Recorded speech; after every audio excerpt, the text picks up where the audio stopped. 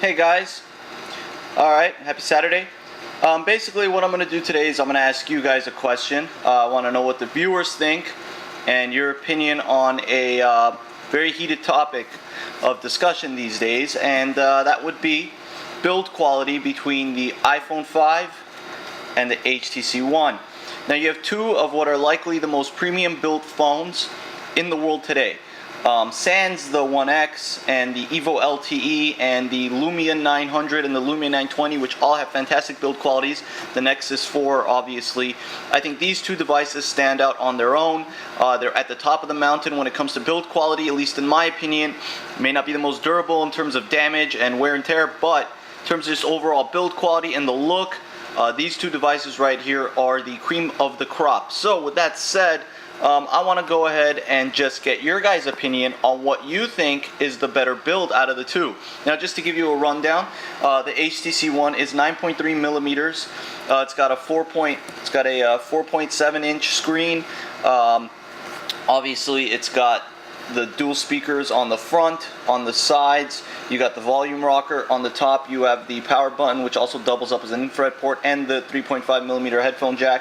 On the bottom, you have the micro USB port, and on the sides and on the bottom, you have the polycarbonate rubber, which makes for a nice transition and a nice feel. Of course, you have the SIM card slot right there, which makes for a nice transitional effect between what looks like is the entirety of the screen on the front, because you do have a little bit of black bezel on the sides here.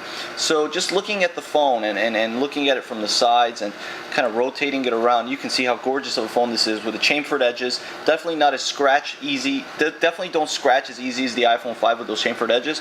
On the back, you have the 4 megapixel the ultra pixel camera. You have the antennas and the little that's for video, microphone slot for the video, flash, AC logo, the Beats audio. No branding, no T-Mobile branding. I like that they didn't brand it on the front. Sometimes what they'll do is they'll put a T-Mobile logo right here. Instead, you get the HTC. Of course, you have the capacitive home button and the back button, which I've been slightly critical of, due to the fact that it does kind of, sometimes you do have to press a few times for the home button to respond, but, not a big deal in real life use. Again, obviously, it's a very thin device. The thing is that it has this, it's kind of it protrudes out on the middle, so it actually looks thinner than what it is from the side, but it is 9.3 millimeters, so it's not the thinnest phone. The Galaxy S4, for example, is 7.8 millimeters, but you are dealing with polycarbonate, quote-unquote, plastic with the Galaxy S4. They're not cheap by any stretch of the imagination, but different. Now, over here, obviously, you have the iPhone 5, the white version. Both are considered white, although they are metal gray. 7.8 millimeters or 7.6 millimeters in thinness. SIM card slot right there. The lightning port, 3.5 millimeter headphone jack on the bottom. Speaker grills, volume rocker, vibrate and turn off sound. The power button on top, which I've had issues with. On the back, you have the Apple logo. And again, the antennas on the sides here, and the glass where the camera is, and the flash, and the glass on the bottom. No branding, no carrier branding, which is great. I always appreciate when the carriers don't put their branding on it. And it's a very thin, very, it's a candy bar slab design, but it's very well made. Obviously, in my opinion, I think this is the most pristine iPhone that they've released thus far. And when you compare it with the One, I mean, a lot of people say that the One looks like the iPhone at first glance, or the BlackBerry Z10. The BlackBerry Z10 has a good build as well. Give a shout out to them. I do think that it does stand out on its own. You should be able to tell the difference once you look at all of the phones next to each other. The iPhone is the thinner of the two. But see, the thing is, you wouldn't know that by just looking at them right on top of each other, now would you? The One looks thinner, doesn't it? The iPhone does have the metal sides and the chamfered edges, which are easily scratched. In my estimation, the black one wears out pretty quickly, so you gotta keep that in mind when you're purchasing these devices. Nano SIM, micro SIM, but you can see the One does look thinner, but if you actually look at it from like an angle like this, you can see that it actually does have the middle, which protrudes out a bit, so it is a thicker device. But with that said, it's not something that you're going to notice right off the bat or day-to-day use. So I'm not going to go into the software. I'm just looking at the hardware here of both devices. You can see the top in comparison. The iPhone has all metal banding. The One has the polycarbonate sides, polycarbonate top, polycarbonate on the bottom where the micro USB slot is, and of course you have the lightning port right here with the speaker grills on the bottom.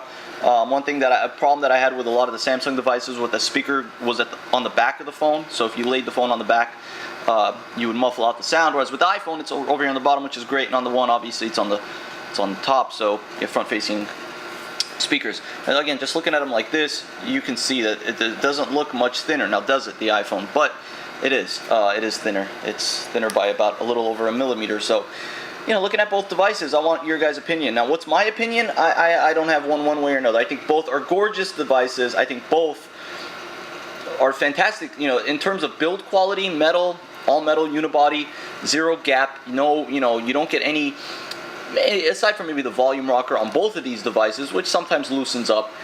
There's no creaks, there's no cracks, there's no, you know, holes anywhere, anything of that nature. You might get, you know, a little bit of a crease here on the bottom and the top of the screens, and with the iPhone, you have these little creases above here where the metal banding is, where dirt kind of gets in. But again, it's not a big deal, and it's cleanable. If you take like a little Post-it and you just put it in there and you slide it, you could clean out the dirt. Both devices are very, you know, these are definitely attention-catching devices. People will look at them and ask you what they are. They're unique in their own way. They're similar looking. You got the black one of this and the black one, or the slate black of the iPhone.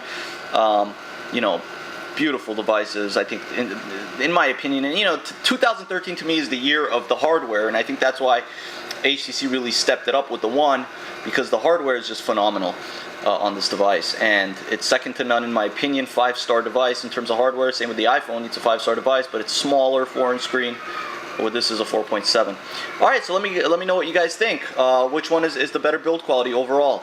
Is it the One, and were they inspired by Apple, with Apple's design, or has HTC been building good phones for a while now? I mean, you can go all the way back to the Nexus One. They had the unibody build with the Nexus One, which is still a very nice looking device, and with the Evo, original Evo. So, you know, let me know what you guys think. Which one is the better device? HTC One or the iPhone, and not overall better device, but in just terms of hardware. Two great devices. Thank you guys for watching. Have a good weekend.